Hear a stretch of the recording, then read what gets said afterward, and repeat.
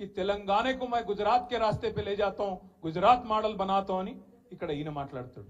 Liquor scam कुछ नहीं है, अरविंद केजरीवाल को अरेस्ट करना ना इंसाफ है, ये अच्छी बात नहीं है అని రాహుల్ గాంధీ అంటాడు। ఇక్కడ రేవంత్ రెడ్డి ఏమంటాడు, नहीं लिकर स्कैम है, कविता को पकड़ना अच्छी बात है అని ఈయన అంటాడు। కాంగ్రెస్ లోనే రాహుల్ గాంధీకి రేవంత్ రెడ్డికే ఒక శృతి లేదు। ఈయన ఇయాల బీజేపీ పాట పాడుతున్నాడు ఇక్కడ ఉన్న ఆయన। రేవంత్ రెడ్డి మీరు యాద పెట్టుకోండి, ఇయాల రాసి పెట్టుకోండి, పార్లమెంట్ ఎన్నిక తర్వాత ఈ రేవంత్ రెడ్డి అంటాడు, ఎందుకంటే కాంగ్రెస్ గెలవది పీకది, వాళ్ళతో ఏం కాదు, దేశంలో ఊదు కాలది పీరు లేవది, వాళ్ళతో ఏం కాదు, 40 సీట్లు కూడా దాటే పరిస్థితి లేదు। 40 సీట్లు దాటకపోతే వెంటనే జంప్ అయ్యే మొట్టమొదటి క్యాండిడేట్ ఈ దేశంలో ఎవడన్నా ఉన్నాడంటే ఈ రేవంత్ రెడ్డి। మళ్ళా మొత్తం ముఠా కట్టుకొని ఈ నాగేందర్ను బిగేందర్ అందరిని తీసుకొని బీజేపీలకు జంప్ అయ్యే మొదటి క్యాండిడేట్ ఇదే రేవంత్ రెడ్డి, మీరు రాసి పెట్టుకోండి। నేను ఇప్పటికీ ఒకసారి కాదు 10 సార్లు అన్నా ఈ మాట, ఒక్కసారి అనలే ఈ మాట 10 సార్లు అన్నా। నేను అన్న ప్రతి చిన్న మాటకు స్పందిస్తాడు రేవంత్ రెడ్డి, గిట్లనో గట్లనో అంటే అన్నిటికి స్పందిస్తాడు। కానీ బీజేపీలకు పోతావాడ, నువ్వు బీజేపీలకు పోతావు అనే ఆరోపణ నేను పెడితే 10 సార్లు అంటే కూడా ఒక్కసారి కూడా ఇప్పటివరకు ఒక్క మాట చెప్తలేడు। నేను ఓను బై, నేను జీవితాంతం కాంగ్రెస్లోనే ఉంటా అని ఒక్క మాట పొరపాటున మాట్లాడతాడా? మాట్లాడాడు। ఆయన మాటలు ఎట్లున్నాయో మీరు చూస్తున్నారు, ఏం మాట్లాడుతున్నాయో ముఖ్యమంత్రి కూడా అట్లా మాట్లాడచ్చా? సెక్రటేరియట్ పోతాడు, నేను ఇక్కడ లంకె బిందెలు ఉంటాయనుకొని వచ్చినా లంకె బిందెలు లేవు, ఖాళీ కుండలు ఉన్నాయి అంటాడు। ఇప్పుడు నేను అడుగుతున్న ఒకటే, మీకు లంకె బిందెలు అంటే వాటి కోసం ఎవరు తిరుగుతారు? గడ్డపారలు పట్టుకొని, తటపారలు పట్టుకొని, నెత్తి మీద బట్టలు కట్టుకొని అర్ధరాత్రి దొంగలు తిరుగుతారు। మరి ఈయన ఎట్లా అయినా ఈయన ఏం చేస్తున్నా ఇదివరకు నాకు తెలియదు, కానీ లంకె బిందెలు అంటాడు। నిన్నగాక మొన్న ఆడ చూసిన మహబూబ్నగర్లో మాట్లాడుతాడు, నేను ఏమంటాడు, కొడుకుల్లారా పేగులు మెడలు వేసుకుంటా అంటాడు। పేగులు మెడలు వేసుకుంటేది రావులా? నాకు అర్థం కాక అడుగుతాడు, అరే నువ్వు ముఖ్యమంత్రివా లేకపోతే బోటి కొట్టేటోనువా? పేగులు మెడలు వేసుకునేది నాకు అర్థం కాదు, పేగులు మెడలు వేసుకొని తిరుగుతారు ఎవడన్నా ముఖ్యమంత్రి? ఇంత బేకారు మాటలు మాట్లాడతారా ముఖ్యమంత్రి స్థాయిలో? ఇంకా అంటుండు జేబుల కత్తెర పెట్టుకొని తిరుగుతున్నా నేను అంటాడు। జేబుల కత్తెర పెట్టుకొని ఎవడు తిరుగుతాడే? పక్కా జేబు దొంగలు తిరుగుతారు కాసంటోడు।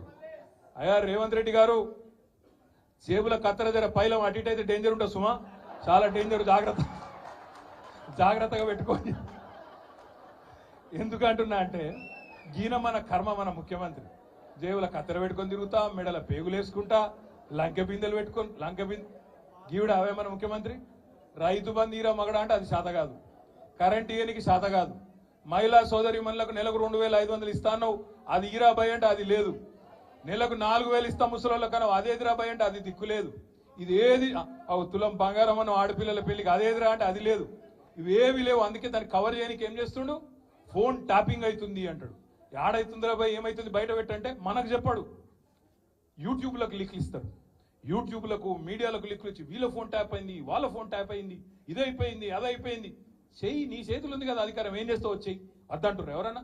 ఏమన్నా తప్పు జరిగితే విచారణ చేయి, మేము అద్దంటలేం కదా, ఎక్కడెక్కడ తప్పులు జరిగినావో తీ, ఎవరు తప్పులు చేసినో వాళ్ళ మీద చర్య తీసుకో, భయపడతాం, ఎవడు కూడా ఇక్కడ భయపడ్డాడు ఎవడు లేనే లేడు, నువ్వు ఎంటిగా కూడా వీకలేవు అనే మాట కూడా నేను విజ్ఞప్తి చేస్తా ఉన్నా।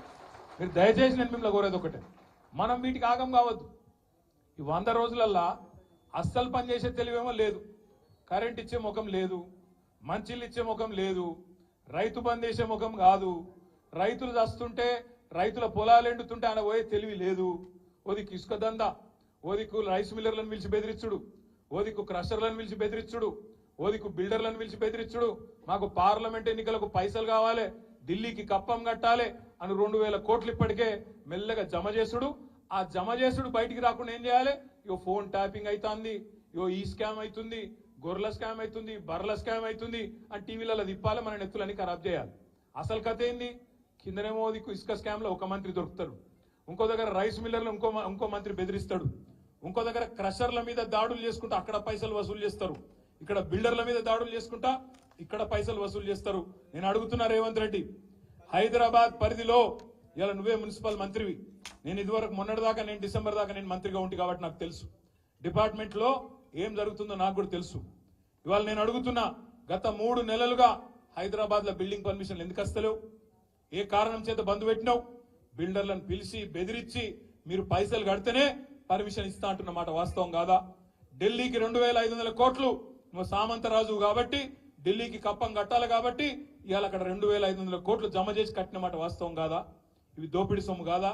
ఇలా నువ్వు మాట్లాడతావు ఈ తప్పు జరిగింది ఆ తప్పు జరిగింది అని బోగస్ ముచ్చట్లు, కేసీఆర్ని తిట్టుడు, అడ్డమైన ఛానళ్లలో ప్రచారాలు చేసుడు, పబ్లిక్ దిమాక్ అంతా ఫిరాయించిపోయేటట్టు అడ్డమైన మాటలు మాట్లాడు, అసలు మాటలు మాట్లాడు. ఈ మధ్యలో మీరు తెలుసు హైదరాబాద్ లో ఏం జరిగిందో పద్మారావు గారికి కూడా మన కేసీఆర్ గారు చెప్పినారు, గోపి గారు కూడా చెప్పినారు. హైదరాబాద్ లో మనం ఉన్నప్పుడు 20,000 లీటర్లకు ఫ్రీ నీళ్ల కోసం 11.5 లక్షల మందికి దగ్గర 11.5 లక్షల కుటుంబాలకు 20,000 లీటర్లకు ఫ్రీ నీళ్లు ఇచ్చినాం. కానీ ఈ ప్రభుత్వం వచ్చినాక, కాంగ్రెస్ ప్రభుత్వం వచ్చినాక మొన్న దగ్గర 8 లక్షల కుటుంబాలకు కొత్తగా 1,000 రూపాయల బిల్లులు పంపిస్తా ఉన్నారు బస్తీలలో ఇయ్యాలి. దాని మీద కొట్లాడవలసిన బాధ్యత మన మీదనే ఉన్నది అనే మాట నేను మీకు గుర్తు చేస్తా ఉన్నా, విజ్ఞప్తి చేస్తా ఉన్నా. అదే విధంగా ఫ్రీ కరెంట్ అన్నారు, ఫ్రీ కరెంట్ 200 యూనిట్ల వరకు అన్నారు. మరి ఈరోజు ఏమైతుంది ఇళ్లల్లా కిరాయినోళ్ళకేమో వర్తించది, ఓనర్కు మాత్రమే ఇస్తాం అని చెప్పి ఇలా కిరాయినోళ్లకు ఇయ్యకుండా అందరికి ఇస్తామని మొదలు చెప్పిండ్రు. మొదలేమో అందరికి అన్ని ఫ్రీ అన్నారు, ఇప్పుడేమో కొందరికే కొన్ని ఫ్రీ అంటాను.